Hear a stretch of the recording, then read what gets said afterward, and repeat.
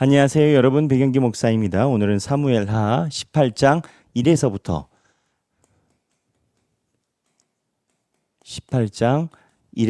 31절까지 살펴보도록 하겠습니다. 사무엘하 18장 1에서부터 31절까지 살펴보면 처음에 압살롬에 대한 전쟁이 나옵니다. 이제 압살롬이 군대를 모아가지고 다윗에게 옵니다. 이 다윗에게 와서 전쟁을 하는 그 지역이 위치가 지리적으로 어디쯤 되냐면 여기 보면은 이쪽이 마하나임이 이쪽에 있습니다. 마하나임이 이쪽에 있고요.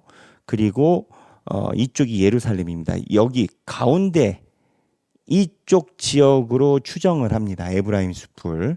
근데 이제 이쪽 숲에서 압살롬이 전쟁을 해서 마지막에 요압의 칼에 의해서 죽게 되죠. 이 과정을 그린 건데 다윗이 마하나임에서 압살롬의 군대가 올라올 때 그때 이제 자기의 군대가 출정을 합니다. 출정할 때 다윗이 부탁하죠. 압살롬을 선대해 달라고. 압살롬을 너그리 대해 달라고. 이게 무슨 얘기겠습니까?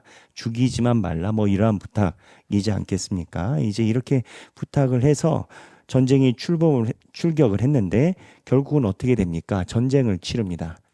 전쟁을 치르고 그 전쟁에서 압살롬이 죽습니다. 압살롬이 어떻게 죽나요?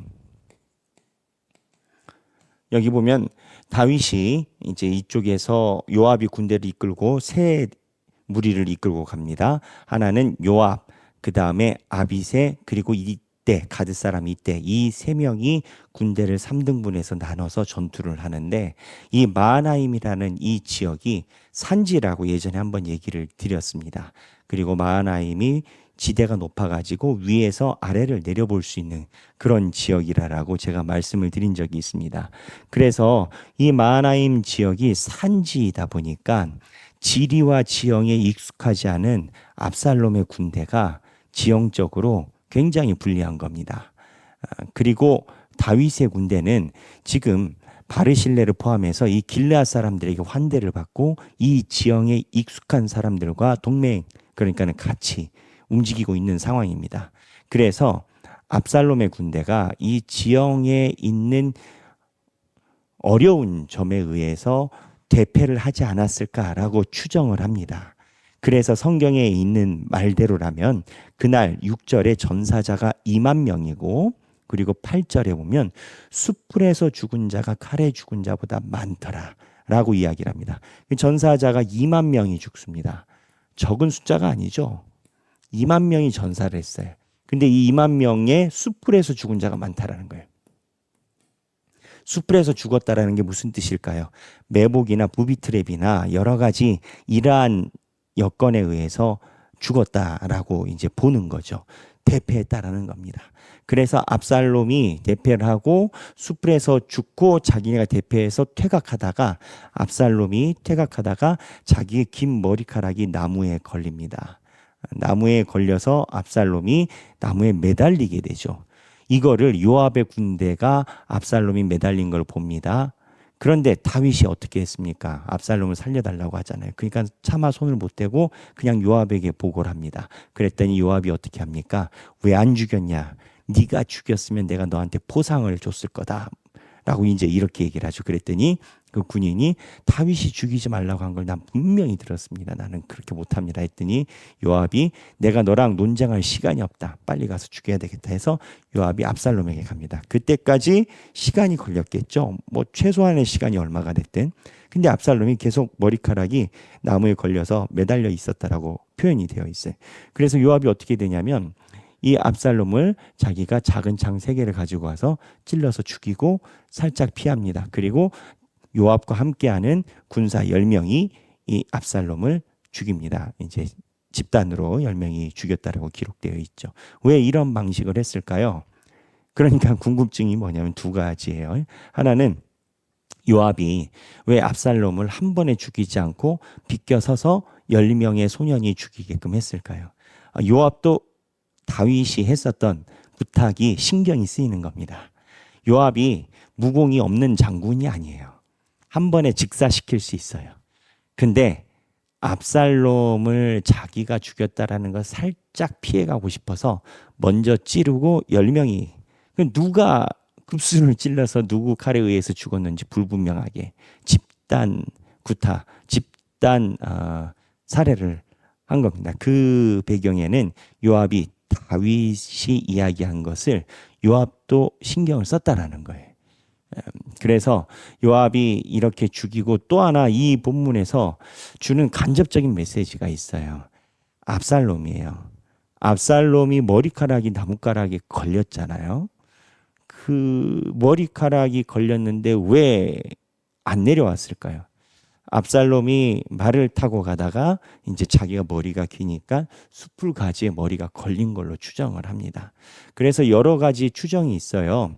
나뭇가지에 걸리면서 자기의 병기가, 그러니까 칼 같은 게 다 흩어져 가지고 이 머리를 자르고 내려올 것이 없었다, 이렇게 보는 사람도 있어요. 근데 그 당시에 군인들의 전투 복장을 또 잘 아는 어떤 사람은, 그때 압살롬 정도 지위가 되는 군인은 큰 칼을 차고 단검 같은 것을 주변에다가 많이 차고 있었다라는 겁니다.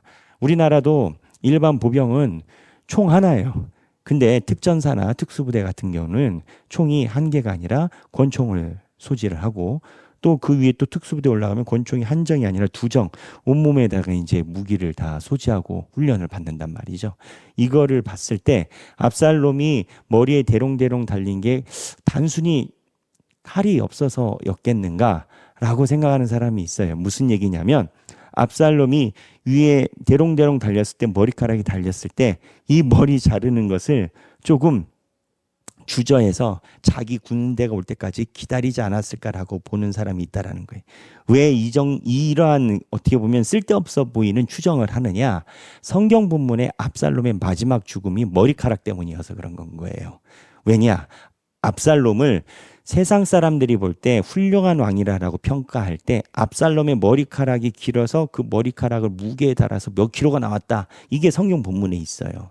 사람들의 눈에 보일 때 그 당시에 머리카락이 길고 윤기가 있는 압살롬이 대단한 매력이 있었다라는 겁니다. 그 시대가 그랬다라는 거예요. 그 시대가. 지금은 뭐 그런 게 어디 있겠습니까? 그러니까 성경이 이 머리카락이라는 부분을 남기고 단순히 죽음이 아니라 이러한 머리카락에 대한 비유할 수 있는 공간을 열어놓은 이유가 이렇게 성서학자들이 통일해서 보는 거죠. 뭐냐? 사람들의 눈에 의식하여 사람들이 원하는 대로 모양을 가져간 압살롬이 그 사람들에게 매력을 발산했던 그 방법으로 죽음을 당한 건 겁니다. 그래서 이 압살롬의 머리카락에 대해서 우리는 뭐 그냥 이게 그냥 지나가는 우연의 일치로 생각할 수도 있겠지만, 그 당시에는 성경을 한 줄 한 줄 쓸 때 의미가 없는 성경 구절을 하나도 남기지 않았고, 그 당시에 성경을 기록 남기는 종이나 이러한 작업이 대단한 작업이었기 때문에 메시지가 분명히 있다라고 보고, 이 머리카락은 사람 의지의 방법이, 사람 의지했던 방법이 자기의 운명을 가름친 거예요.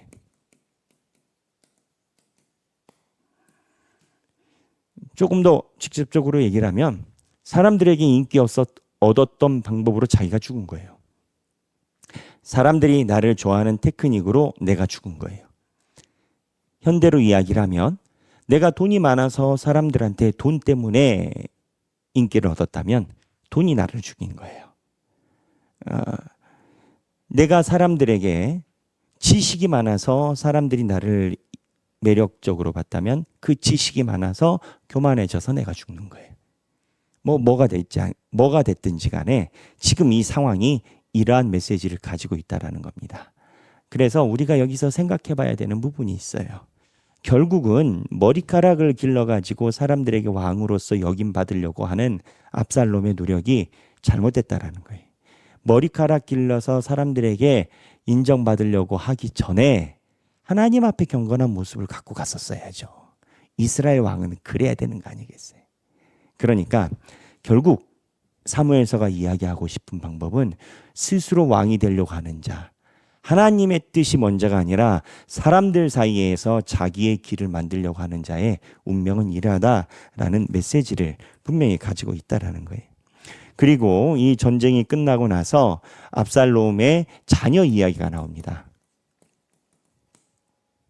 14장 사무엘하 14장 27절에 보면 압살롬의 자녀가 나와요. 딸 하나하고 아들 셋이 나와요. 그런데 오늘 본문에 보면 압살롬이 죽고 나서 뭐라고 이야기를 하냐면 압살롬이 자녀가 하나도 없대요. 압살롬이 살았을 때는 자기를 위하여 한 비석을 마련하여 세웠으나 이는 그가 자기 이름을 전할 아들이 내게 없다고 말하였음이더라. 그러므로 자기 이름을 기념하여 그 비석에 이름을 붙였으며 18절입니다. 18절인데 자, 여기에는 자녀가 없대요. 자녀가 왜 없을까요?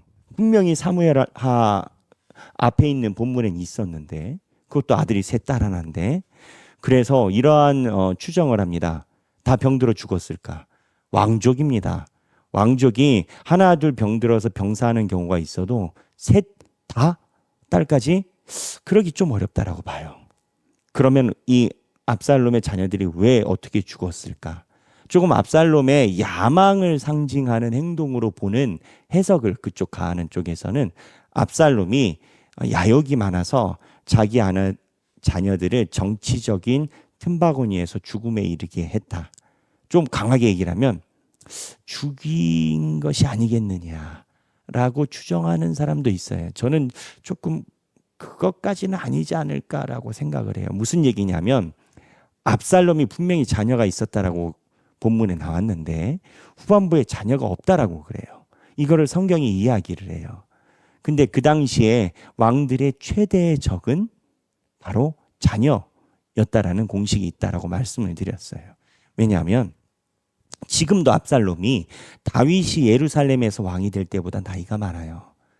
그러니까 그 당시에 사람들이 20살 정도의 결혼을 했다라고 치면 40살 정도 되면 아들이 나랑 이제 똑같은 거 아니겠습니까? 저도 40이 넘었는데 40 금방 가잖아요. 다윗도 헤브론하고 그 다음에 예루살렘에서 통치한 것만 합쳐도 40년인데 30살 했으니까 최소 70살까지 가는 거 아니겠습니까? 그러니까는 자녀의 문제가 여러 가지 신경이 쓰이는 부분이 있고, 우리나라도 역사를 보면 사도세자 아시죠? 그 귀주에서 목숨을 다한 그러한 역사를 볼 때 우리가 이 압살롬의 자녀가 어떻게 되었는지 명확하게 알 수는 없으나 이 본문이 주는 메시지는 압살롬이 권력의 틈바구니에 의해서 야망이 가득 찬 사람으로 봐야 하는 메시지로 본다. 이렇게 늘 봐요. 동의를 다 그렇게 거기는 합니다. 어떻게 죽었는지, 병사했는지 아니면 뭐 압살롬이 죽였는지 전쟁 나가서 죽였는지 기록이 없으니까 알 수는 없지만 압살롬의 야욕된 생활이 이러한 결과가 왔다라는 메시지로 봐요. 그래서 이 압살롬에 대한 메시지를 살펴보면 이제 역으로 보는 거죠. 여기가 이제 압살롬이 야욕을 가지고 있었다라는 메시지를 강하게 주는 본문인데, 이렇게 보면 압살롬은 야망이 컸던 사람인 겁니다. 근데 야망이 클 만한 이유가 있었던 거예요.